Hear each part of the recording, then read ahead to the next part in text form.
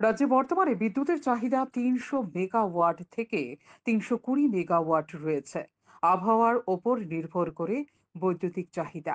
তবে বিদ্যুৎ নিগম গর্ভের সাথে বলতে পারে বর্তমানে রাজ্যে কোনো লোডশেডিং নেই।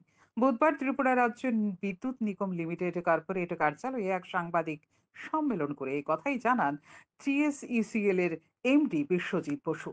তিনি এদিন জনসংযোগ আধিকারিকদের পাশে বসিয়ে দাবি করেন গত কয়েকদিন ধরে আগরতলা শহর সহ আশেপাশে কিছু এলাকায় বিদ্যুতের সমস্যা হয়েছে।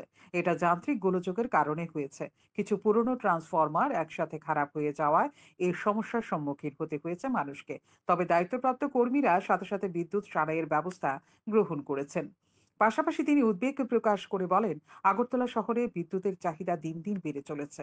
এর জন্য সাবস্টেশনগুলি উন্নত করার উদ্যোগ নেওয়া হয়েছে।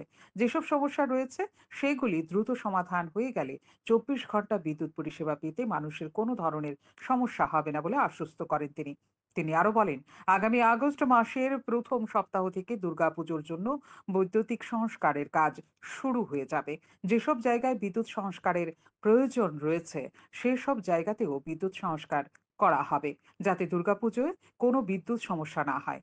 তিনি এদিন আরো বলেন, প্রায় সময় মানুষ অভিযোগ তোলে 1912 নম্বরে ফোন করে সমস্যার কথা জানাতে পারে না। তাই কল সেন্টারের ক্যাপাসিটি বাড়ানোর জন্য উদ্যোগ নেওয়া হচ্ছে। আরো বলেন, কল সেন্টারের ওপর থেকে চাপ কমানোর জন্য বিদ্যুৎ বন্ধু অ্যাপ ব্যবহার করার জন্য এবং রাজ্যের বিভিন্ন জায়গায় বিদ্যুৎ অফিসের পৃথক ফোন নম্বর মানুষের কাছে পৌঁছানোর জন্য চেষ্টা করবে বিদ্যুৎ নিগম।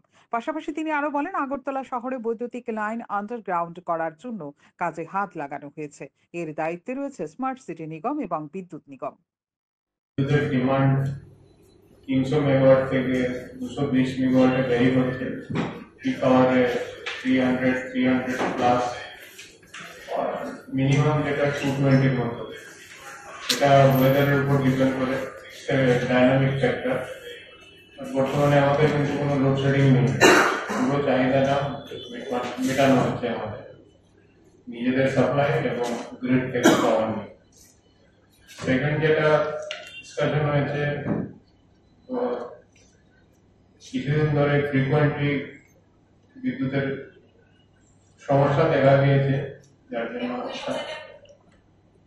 মন্ত্রী সাহেব একটু কনসার্ন ছিলেন। তো ওটা আমরা ওনাকে এক্সপ্লেন করেছি। কিছুটা আনফর্চুনেট ছিল, একসাথে কয়েকটা সাবস্টেশনের ব্রেকার আর বাসবারের প্রবলেম হয়েছিল। কিছু পুরনো ডিস্ট্রিবিউশন ট্রান্সফরমারও একসাথে খারাপ হয়ে গেছে। সেটার জন্য দুটো মেজার নেওয়া হয়েছে, একটা শর্ট টার্ম মেজার আর একটা long term measure. Short term মেজারে আমরা ইমিডিয়েটলি সব জায়গায় যাতে বিদ্যুতের কোনো কমপ্লেন আসলে ইমিডিয়েট অ্যাটেন্ড করা যায়, তার জন্য ত্রিপুরাতে টোটাল 67 সাব ডিভিশন আছে। সব জায়গাতে রাউন্ড দ্য ক্লক ব্যবস্থা করা হচ্ছে, যেখানে নাইট ডিউটি ছিল না, নাইট ডিউটির ব্যবস্থা করা হয়েছে উইথ ভেহিকল, আর লোকও থাকবে ওখানে। ডিস্ট্রিবিউশন ট্রান্সফরমার পুরো ত্রিপুরাতে মোর দেন 20,000 লাগানো হয়।